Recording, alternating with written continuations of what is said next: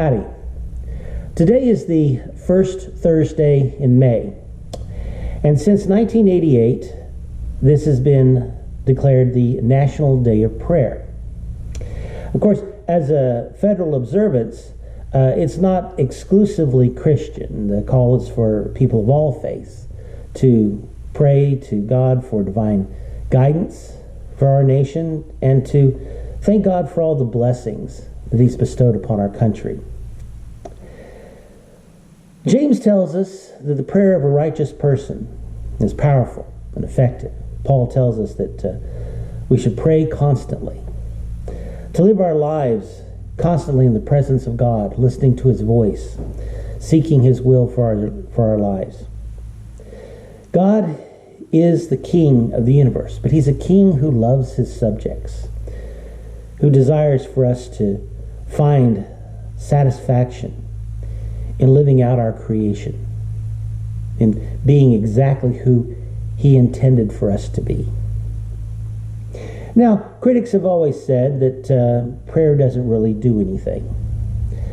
We often hear this after some sort of natural disaster or some sort of outbreak of violence, that thoughts and prayers are not enough. Well, the practical matter of things is we can't be there.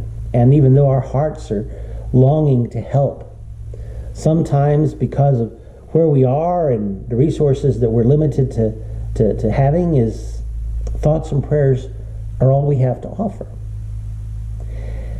And it does make a difference. It makes a difference to us in that it's how we love our neighbors as ourselves. It makes us more compassionate. It gives us more empathy for our fellow human beings. Not despite the groups and the divisions and all the other things that we've imposed, that the reality is these are people, these are God's children. It's good that we feel that. But it does make a difference in realms that we can't perceive. There is more than just this physical world.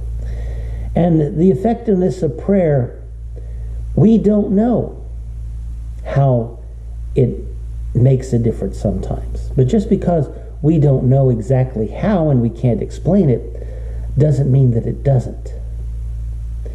So, set aside time to pray. Be conscious about it.